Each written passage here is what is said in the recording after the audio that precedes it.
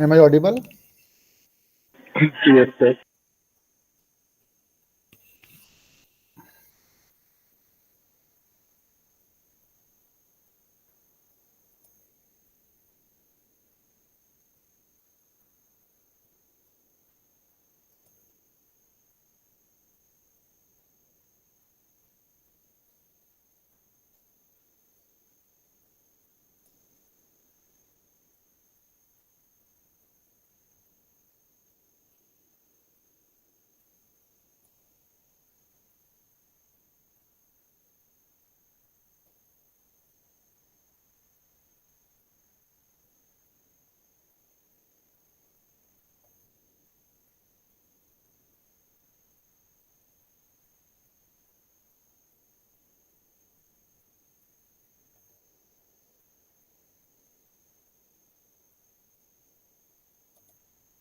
So now is it visible?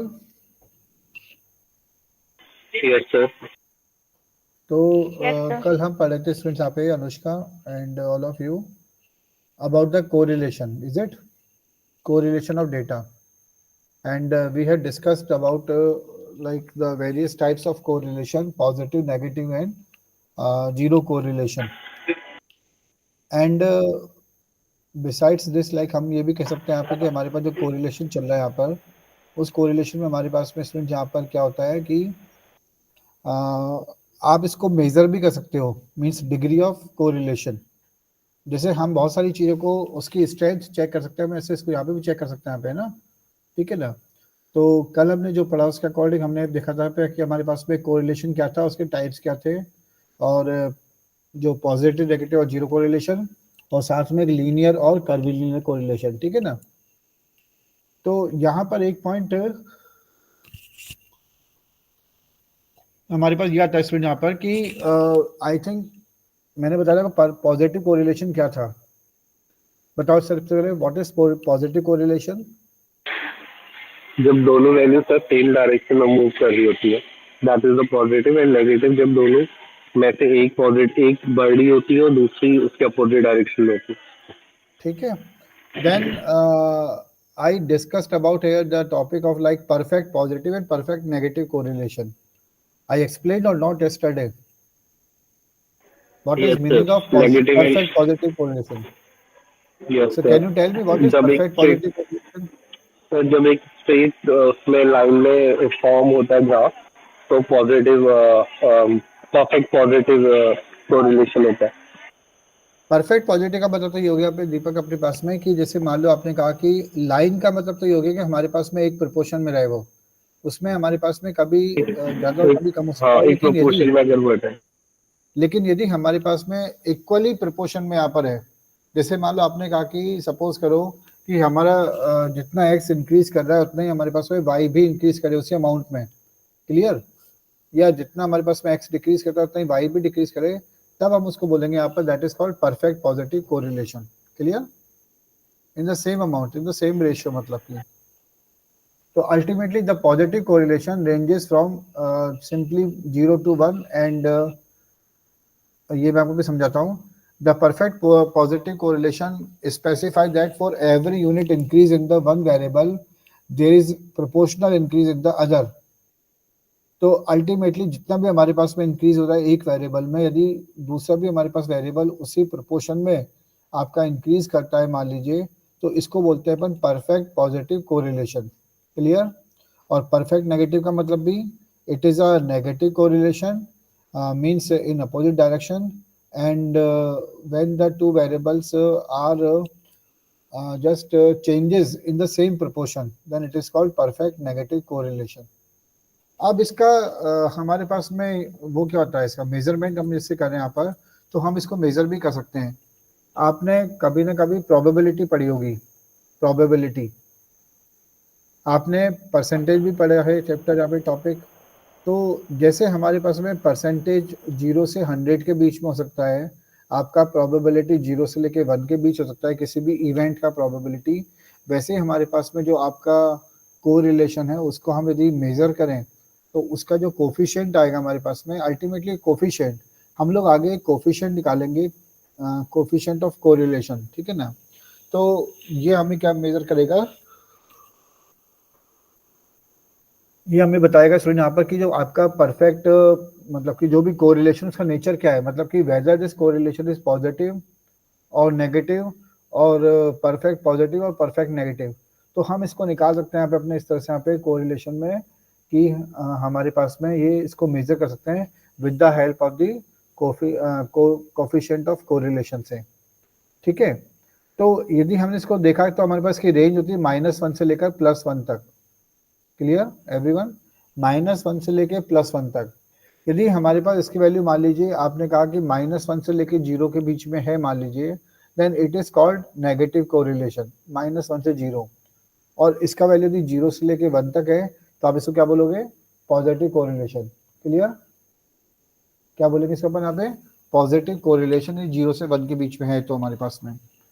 अब यदि हमारे पास में 0 है मान लो, किसका वैल्यू है? It is the value of coefficient of correlation. तो यदि वैल्यू हमारे पास में 0 होती है तो हम बोलेंगे that is called zero correlation. क्या बोलेंगे अपन इसको? Zero correlation. और यदि हमारे पास इसका वैल्यू मान लीजिए आपका +1 आता है तो इसको बोलेंगे अपन, आर का वैल्यू यदि +1 आता है, आर का मतलब कोफिशिएंट ऑफ कोरिलेशन, तो इसको अपन बोलेंगे इसमें यहाँ पर that is called perfect positive correlation. Clear I think? तो 0 पर क्या हुआ? No correlation. क्लियर? 0 से 1 पे क्या हुआ? It is the range for the positive correlation. -1 से 0 क्या हुआ? Range for the negative correlation. ठीक है अनुष्का सिंह? हाँ जी सर। तो अब यदि हमारे पास में इसकी वैल्यू +1 आती है तो इसका मतलब क्या होगा?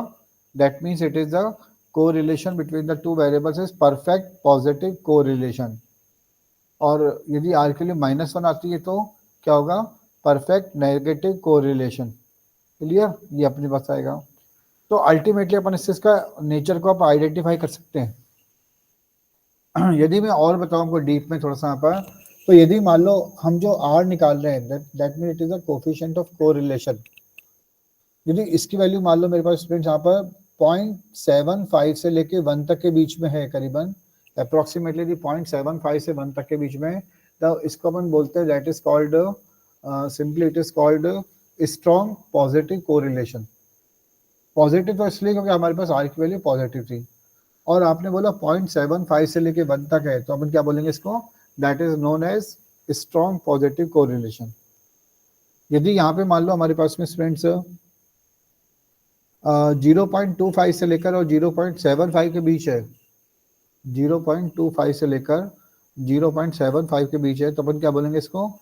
It is called average correlation और the moderate correlation. Moderate correlation is it? और यदि मान लो हमारे पास आर की वैल्यू स्टूडेंट्स यहाँ पर आपने -1 से लेकर 0 के बीच में, तो नेगेटिव था ही हमारे पास में, लेकिन 0.75 से लेके 1 है तो क्या लेंगे? Strong positive correlation. और 0.25 से लेके 0.75 के बीच है तो आप बोलोगे इसको आप that is called moderate correlation और द एवरेज कोरिलेशन। और यदि वैल्यू आपकी आर की स्टूडेंट्स यहाँ पर 0 और 0.25 के बीच है तो आप बोलोगे इसको यहाँ पर that is known as the weak correlation, weak positive correlation. Clear? It is known as weak positive correlation. अब in the same similar way अभी तो हमने just we have discussed about the positive correlation. हम यदि negative में देना चाहें पे, नेगेटिव में भी रेंज देना चाहें पे यहाँ पर, तो हम इसी प्रकार दे पाएंगे इसको नेगेटिव में भी यहाँ पर कि हमारे पास में जो था -0.75 से लेकर -1 तक कहलाएगा weak correlation, weak negative correlation. फिर हमारे पास में -0.25 से लेकर -0.75 तक है तो अपन बोलेंगे इसका पे that is called average correlation, average negative correlation. और यदि हमारे पास में यहाँ पे 0 से लेकर 0.25 के बीच में तो अपन बोलेंगे इसका पे स्ट्रॉन्ग नेगेटिव कोरिलेशन। नेगेटिव है क्योंकि नेगेटिव में आ रहा है, और स्ट्रॉन्ग क्यों यहाँ पे हमारे पास में? क्योंकि ये 0 और 0.25 के बीच में था, चाहे पॉजिटिव में हो चाहे नेगेटिव में। क्लियर? ये मतलब हमारे पास में। Clear students? अब इसको निकालते कैसे हैं? आपका जो ये जो मेजरमेंट करना है अपने का पर जो कोफिशिएंट ऑफ कोरिलेशन को निकालना है, जिसका अपन बोल रहे हैं आर को, R is the like symbol for the coefficient of correlation. ये निकालते कैसे हैं बताओ, कोई बता सकता है? कौन से मेथड से आप इसको निकालते हो?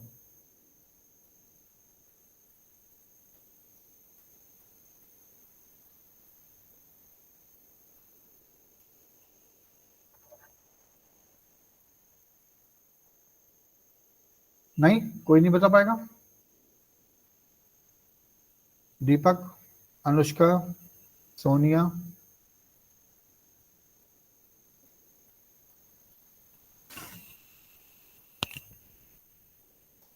इसको कैसे मेजर करते हैं अपन, कैसे कैलकुलेट करेंगे अपन की जो आर हमारे पास में, that means it is a coefficient of correlation. कभी पढ़ा नहीं पढ़ा आपने? क्यों दीपक? नहीं नहीं सर। नहीं पढ़ा अनुष्का? नहीं सर। इसको मेजर करने के लिए हमारे पास दो तरीके से हो सकते हैं। यहाँ पे स्टूडेंट्स देखिए, मैं आपको बताता हूँ। That is the method of the computing the coefficient of correlation. दिख रहा है आपको स्क्रीन पे आपकी? Method of computing the coefficient of correlation. तो पहला आएगा हमारे पास में स्टूडेंट, यहाँ पर पहला आपका आ रहा है, that is known as the first one is coming Karl Pearson's coefficient of correlation. Karl Pearson's, ठीक है। तो Karl Pearson's coefficient of correlation क्या होता है? इसको अपन आर से डिनोट करेंगे और हम यहाँ पर इसको एक फॉर्मूला से कैलकुलेट करते हैं। यहाँ पर the formula is given by, look at this one, the formula is given by rho X Y. जरा जिसको अपन रो से लिख दो या आर से लिख दो, एक ही बात है। तो ये हमारे पास में कार्ल पियर्सन ने एक तरह का फॉर्मूला दिया, एक तरह का कंसेप्ट दिया कोरिलेशन कोफिशिएंट के बारे में, और ये फॉर्मूला आपका एप्लीकेबल है जब आपका डेटा होता है ना स्टूडेंट, यहाँ पर वो कौन सा हो, वो आपका सिंपल न्यूमेरिकल डेटा हो, तब आप इसको यूज कर सकते हैं। डेटा फॉर्म में हमारे पास में है, यानी कि क्वांटिटी बेस्ड डेटा हमारे पास में है। यदि क्वालिटी बेस्ड डेटा होगा तो ये हमारा मेथड इसको नहीं निकाल पाएगा यहाँ पे अभी। तो अभी रो जो हमारे पास में, यानी कि कोफिशिएंट ऑफ कोरिलेशन का फॉर्मूला क्या है? It is correlation between X and Y is equal to covariance upon sigma x sigma Y. Clear? जो कोफिशिएंट ऑफ कोरिलेशन को अपन जो दे रहे हैं फॉर्मूला से यहाँ पर, वो लिख रहे हैं अपन रो एक्स वाई से या कोरिलेशन एक्स कोमा वाई से। और इसका जो अपन ने फॉर्मूला लिखा है यहाँ पर, वो क्या है स्टूडेंट? यहाँ पर this is covariance between X Y upon sigma x sigma Y. Sigma x का मतलब क्या है? Standard deviation of series X, और वाई का क्या मतलब यहाँ पे? सीरीज वाई का। ठीक है, हमारे पास में स्टूडेंट यहाँ पर that is sigma Y it is standard deviation of series Y. Clear?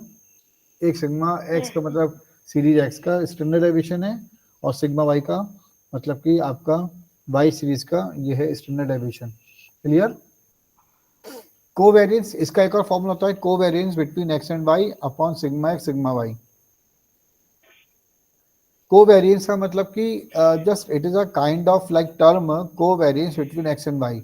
और जो कोवेरिएंस ऑफ एक्स वाई होता है वो किसके इक्वल होता है? यहाँ पर it is E of X minus mu X and Y minus mu Y. मतलब कि expected value of X minus mu X and Y minus mu Y के इक्वल होता है। और यहाँ पर ई का मतलब है आपका एक्सपेक्टेड वैल्यू, ई का मतलब है हमारे पास में एक्सपेक्टेड वैल्यू, और म्यू एक्स का मतलब है यहाँ पे मीन ऑफ वेरिएबल एक्स, और म्यू वाई का मतलब है मीन ऑफ वेरिएबल वाई। ठीक है, ये मतलब है स्टूडेंट्स। अब म्यू एक्स का मतलब क्या? Mean of variable series X, mu Y का मतलब mean of variable Y, sigma x का मतलब स्टैंडर्ड डेविएशन ऑफ एक्स, ऐसे सिग्मा वाई का मतलब। अब आपको एक फॉर्मूला दिख रहा होगा यहाँ पे, r x y equal to N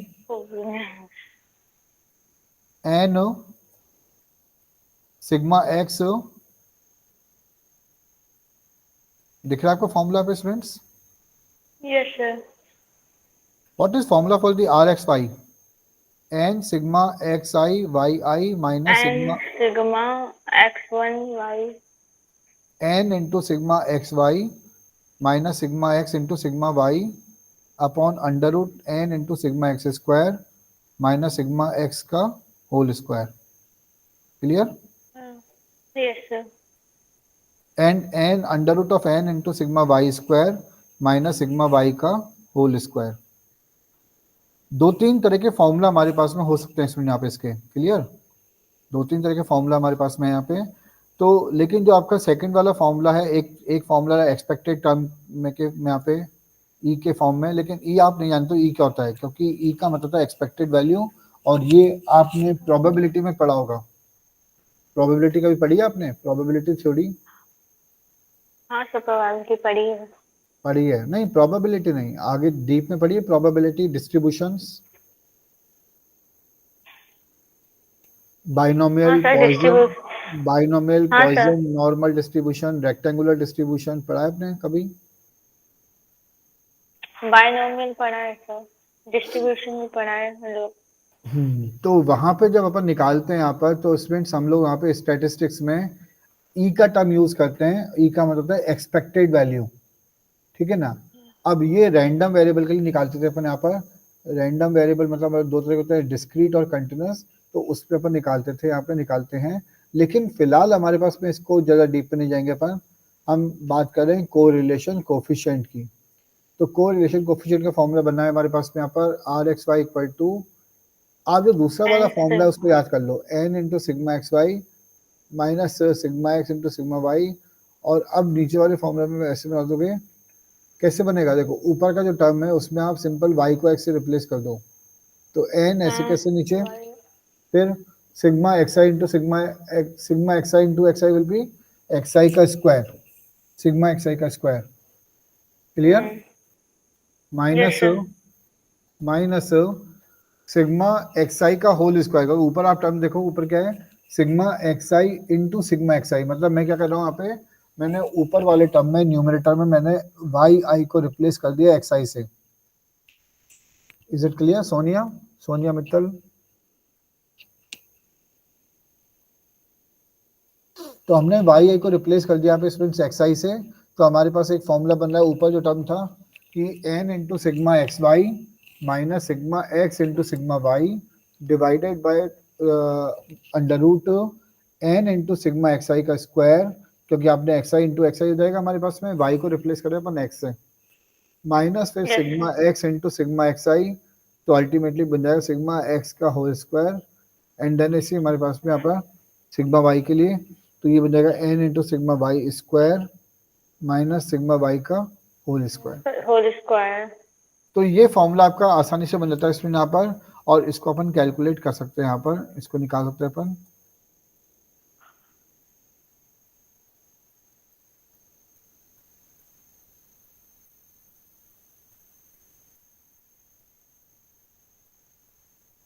तो अब आप इस क्वेश्चन देखो आप students, now see this example.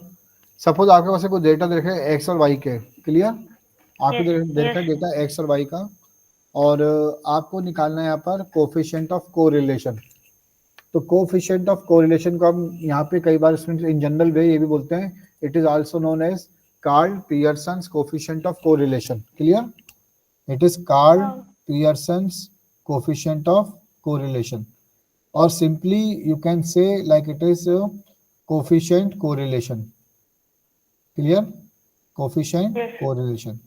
अब इसका जो आपने फॉर्मूला पढ़ा यहाँ पे वो आपको याद करना है स्टूडेंट्स, और वही आपको यूज करना है इस फॉर्मूला को। यहाँ पर r इक्वल टू क्या था, it is n into sigma x Y minus sigma x into sigma Y upon under root n into sigma x square minus sigma x का होल स्क्वायर। ऐसा फॉर्मूला चल रहा है हमारे पास में। तो अब आप अपनी टेबल को कंप्लीट करो, टेबल में आपको जो 5 टर्म चाहिए उसको आप निकाल लो, एक एक्स है, एक वाई है, एक एक्स स्क्वायर, एक वाई स्क्वायर और एक एक्स वाई है, क्लियर? Yes sir.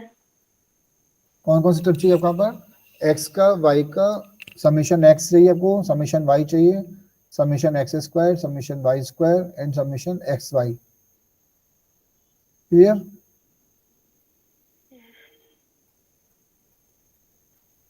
तो ये हो जाएगा हमारे पास में, देखो सिग्मा एक्स निकाल लो टेबल बना के, सिग्मा वाई निकाल लो टेबल बना के, फिर एक्स स्क्वायर कर दो आप यहाँ पर। आपको एक्स का कॉलम तो मालूम ही है स्टूडेंट्स, तो आप एक्स का स्क्वायर कर दो तो आपको एक्स स्क्वायर मिल जाएगा, और वाई का स्क्वायर कर दो वाई स्क्वायर मिल जाएगा आपको, ऐसे आपको सिग्मा एक्स वाई मिल जाएगा आपको यहाँ पे, ठीक है। एक कॉलम आप सिग्मा एक्स वाई का निकाल लो।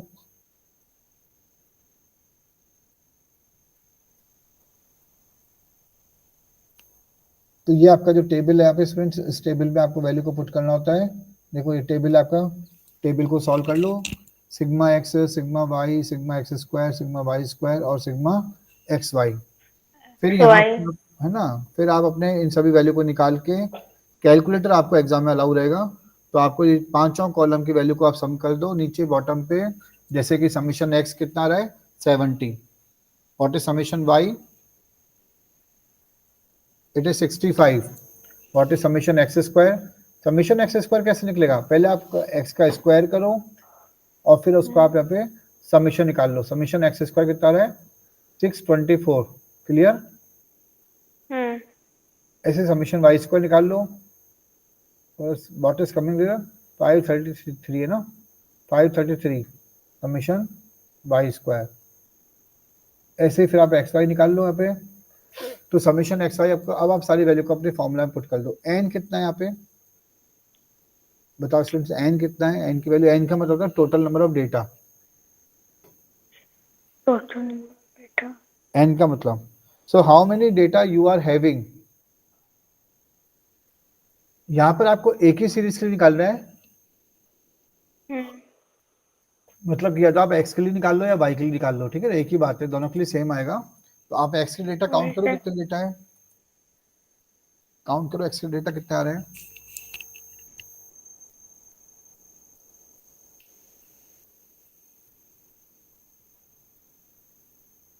टेन है या नहीं है, 10।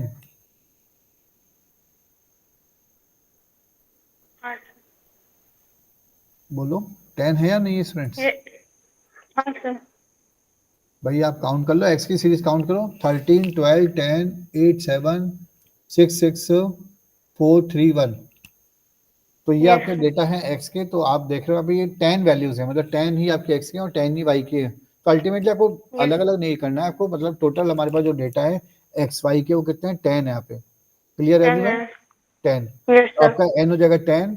अब आप बाकी वैल्यू टेबल से पुट कर दो, sigma x Y, sigma x square, sigma Y square और सिग्मा एक्स वाई की वैल्यू, क्लियर।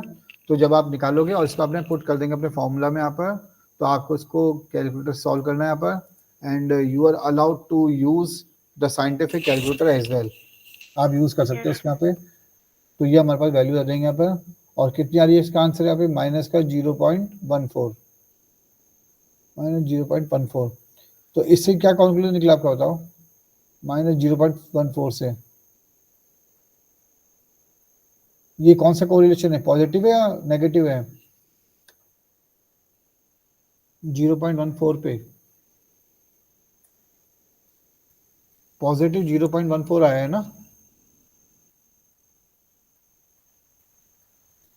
बोलो भाई Anushka, what do you think, it is positive और negative correlation. So it's positive correlation. Plus 0.14 is the value. And Deepak ये बताओ कि is this strong और the moderate और the weak correlation. Sir, it's weak, sir. 0 to 1. I have given you, I have explained you already students से the range about 0.75 से लेकर 1 तक है तो आपका स्ट्रॉन्ग है, 0.25 से लेकर 0.75 तक है तो आपका मॉडरेट है, और यदि 0.25 से कम है, 0 और 0.25 के बीच में है यहाँ पर, तो कहलाएगा आपका वीक कोरिलेशन, क्लियर।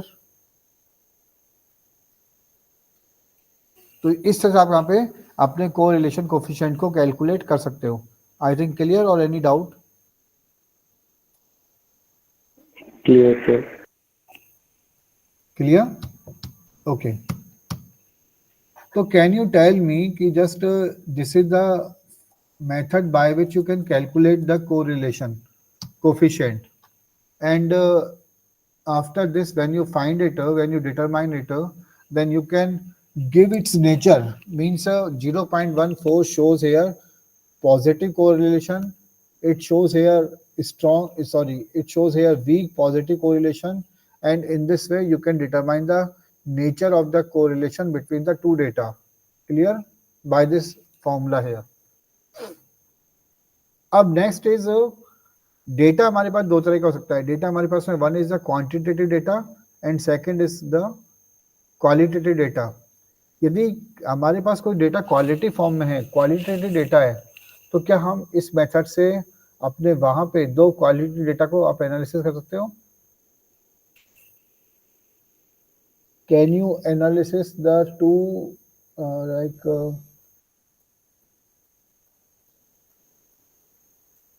बोलो friends, can you compare the qualitative data as well with this here? Sir अगर फिगर्स नहीं होंगे तो आई गेस नहीं कर पाएंगे काउंट से. तो जैसे कभी कभी हमारे पास में आपके लाइक कोई भी हम डेटा को डिस्कस करें यहाँ पर, तो यदि क्वालिटी फॉर्म में डेटा हमारे पास में, then right now because just because the data are not given in the numerical form, और अभी आपने देखा जो मेथड अपने लगाया that is for the like Karl Pearson coefficient of correlation. इसमें तो अपन न्यूमेरिकल वैल्यू हमें चाहिए यहाँ पर एक्स की और वाई की, बाकी वैल्यू हम खुद बना लेते हैं, एक्स स्क्वायर वाई स्क्वायर और एक्स वाई का अपन बना लेंगे. बट यदि डेटा का क्वालिटी फॉर्म में है तो आप इसको इस वाले मेथड से कार्ल पियर्सन से आप इसको कैलकुलेट नहीं कर पाओगे. Clear everyone? हाँ जी सर. अब यदि डेटा का क्वालिटी फॉर्म में है तो आपको एक दूसरा तरह का मेथड होता है that is called स्पीयरमैन्स rank correlation. क्या होगा? स्पीयरमैन्स रैंक कोरिलेशन. तो आप इसको लगा के आप कैलकुलेट कर सकते हैं अपने यहाँ पे स्टूडेंट्स कोएफिशिएंट ऑफ कोरिलेशन. तो next is here that is called स्पीयरमैन्स rank correlation. Rank correlation का मतलब क्या है? कोई जानता है rank correlation?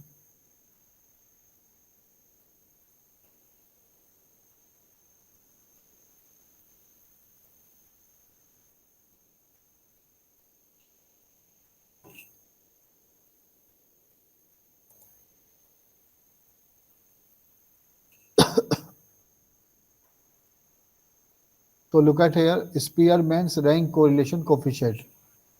Sometimes there does not exist a method marked linear relationship between the random variables. But a monotonic relation means one increases, the other increases or instead decreases is clearly notable. मतलब हमारे पास में एक तरह का data नहीं है, हमारे पास उनका मार्किंग नहीं है, ठीक है ना, लेकिन just between the two random variables but a monotonic relation is noticed. हम यदि मान लो हमें मालूम पड़ता है कि दोनों के बीच में जैसे क्या है यहाँ पे स्टूडेंट, यहाँ पर कि कोई ना कोई रिलेशन तो है लेकिन न्यूमेरिकल फॉर्म में डेटा नहीं है, तो आप क्या कर सकते हैं, यहाँ पे आप रैंक कोरिलेशन का कंसेप्ट वहाँ पे अप्लाई कर सकते हैं. क्लियर? अब द स्पीयरमैन रैंक कोरिलेशन के कंसेप्ट को समझाए तो आपके Spearman who was a mathematician and who gave this formula for the rank correlation coefficient. ठीक है, तो अब यहाँ पर हमारे पास भी क्या रहेगा, हमारे पास इसका मेथड थोड़ा अलग है यहाँ पे, लेकिन जो वैल्यूज है यहाँ पे वो सेम रहेंगी क्योंकि आपने निकाला यहाँ पे कोफिशिएंट ऑफ कोरिलेशन को, तो वैसे ही आपको यहाँ पे कोफिशिएंट ऑफ कोरिलेशन निकालना है, ठीक है ना, लेकिन कंसेप्ट अलग है और फॉर्मूला अलग है हमारे पास में. तो अपन इसको देखेंगे यहाँ पे कि कैसे अपन इसको निकाल सकते हैं कोफिशिएंट ऑफ कोरिलेशन को रैंक ऑर्डर में ना. ऑर्डर मतलब कि जब डेटा हमारे पास में न्यूमेरिकल फॉर्म में नहीं है.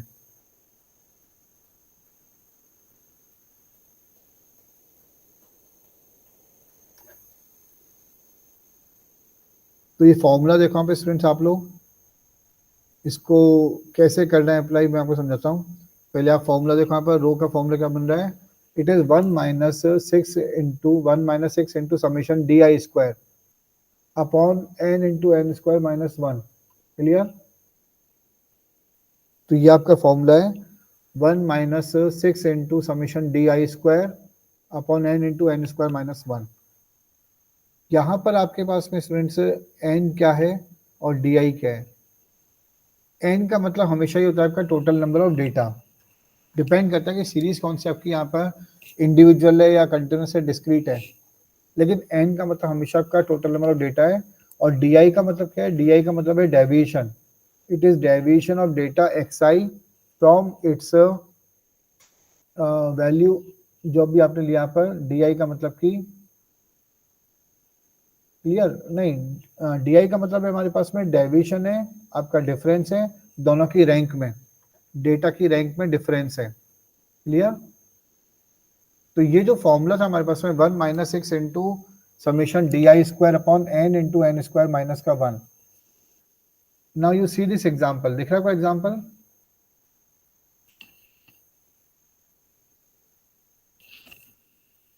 Is this visible? Yes sir. तो यहाँ पर आप देखो स्टूडेंट्स, जैसे मैं आपको एक छोटा सा एग्जांपल मैं आपसे ही पूछता हूँ, बताओ कि कहाँ पर अपन रैंक कोरिलेशन का कंसेप्ट यूज कर सकते हैं, कौन से एग्जांपल देके आप समझाओगे? मैंने ये तो बताया आपको कि it can be use for the like qualitative datas, ठीक है ना? तो यहाँ पर हमें अल्टीमेटली अपने डेटा को रैंक में कन्वर्ट करना होगा। So can you explain with any example, anyone? Anushka, Sonia और दीपक।